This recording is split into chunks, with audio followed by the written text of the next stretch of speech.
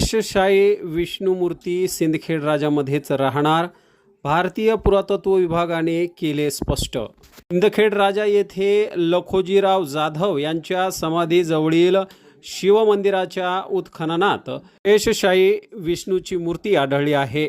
भारतीय पुरातत्व विभागाच्या मानकानुसार उत्खननात सापडलेल्या पुरातन वस्तू आणि अवशेष त्याच ठिकाणी जतन करण्यात येणार असल्याचे भारतीय पुरातत्व विभागाचे पुरातत्व शास्त्रज्ञ अरुण मलिक यांनी दिली माहिती। मूर्ती सापडल्यानंतर सिंदखेड राजावासियांनी ही मूर्ती येथेच कायम ठेवावी याकरिता मोर्चा देखील काढला होता।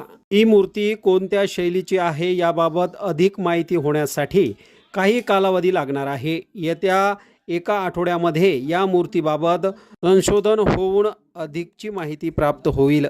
सध्या स्थितीमध्ये मूर्तीचे काळजीपूर्वक हाताळणे आणि योग्य ठिकाणी हलवण्याची व्यवस्था प्राधान्याने करण्यात येणार आहे, अशी माहिती देखील मलिक यांनी दिली। मैं Arun Malik, archaeological survey of India से सुपरिटेंडिंग आर्कियोलॉजिस्ट नागपुर से।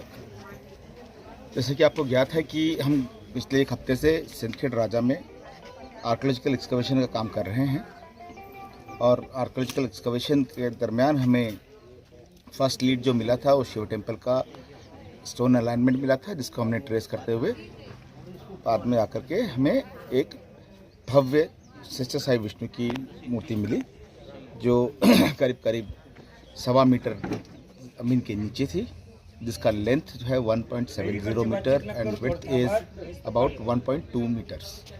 शेषशाही मूर्ति जो भगवान विष्णु की है वो अद्भुत तरीके से काव की गई है, साथ में समुद्र मंथन और दशावतार को भी दर्शाया गया है,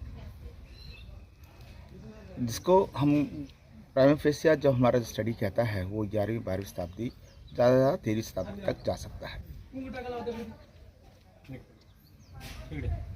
तथा ये जो मूर्ति है ये क्लोरेटिक सिस्ट से बनी हुई है, जो पत्थर यहाँ पे उपलब्ध है ही नहीं।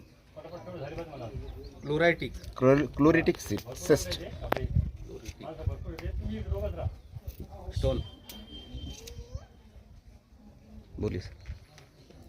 अब आपके कोई प्रश्न है तो मेरे से पूछ सकते हैं। ये बेसिक जानकारी थी जो मैंने आपको बताया। अच्छा, आप कहाँ पे शिफ्ट करने वाले हैं? देखिए, ये प्रश्न आप लोग जो पूछ रहे हैं, ये सबसे पहले तो मैं आपको बता दूं, आपके माध्यम से सब लोगों को बता देना चाहता हूं कि आर्कियोलॉजिकल सर्वे ऑफ इंडिया का जो जनरल प्रैक्टिस है, कोई भी इम्पॉर्टेंट आर्कियोलॉजिकल साइट से जब हम लोग एक्सकवेशन करते हैं तो उसके जो एंटिक्विटीज़ हैं उसको उसी जगह पर, उसी साइट पे ही डिस्प्ले करते हैं। आपको पता होगा कि हमारे पास में भारतीय सर्वेक्षण के पास में करीब 49 साइट म्यूजियम्स हैं, जो अलग अलग साइट्स जहाँ पे हमने एक्सकवेशन किया है उसके साथ ही उसी जगह पर ही हमने उसके जो एंटिक्विटीज़ है उसको रखा है, लोगों के लिए पब्लिक है। जैसे आप देखिए, धोलावीरा, लोथल, कालीबंगा, पुराना किला में म्यूज़ियम है, इसके अलावा लाल किला में म्यूज़ियम है, सेंट फोर्ट जॉर्ज में म्यूज़ियम है जो पीरियड म्यूज़ियम है, इसके अलावा बादामी म्यूज़ियम है, आईहोल में म्यूज़ियम है। इस तरह से हमारे पास में तकरीबन पूरे हिंदुस्तान के सूर्य पहाड़ नॉर्थ ईस्ट के अंदर हमारा एक साइट है, उसके साथ में म्यूज़ियम। तो जो भी एंटिक्विटीज़ जहाँ से मिलती हैं हम उसको वहीं डिस्प्ले करते हैं। अब उसी तरह से जैसे हम यहाँ पे काम कर रहे हैं, इट्स वेरी इंपॉर्टेंट एंटिक्विटी, मैं लोगों की भावना समझता हूँ, और आर्कियोलॉजिकल सर्वे ऑफ इंडिया का जनरल प्रैक्टिस है वो मूर्ति भी यहीं रहेगी। उसके लिए हम यहाँ पर व्यवस्था करेंगे सेफ्टी एंड सिक्योरिटी की। Thank you very much. Chlorotic cyst जो है वो साउथ महाराष्ट्र से लेकर के कर्नाटक तक में मिलता है। कर्नाटक के अंदर जो भी आप मूर्तियाँ देखेंगे, जो हौसला में जो बारीक काम की हुई मूर्तियाँ हैं, वो इसी पत्थर से बनी हुई है।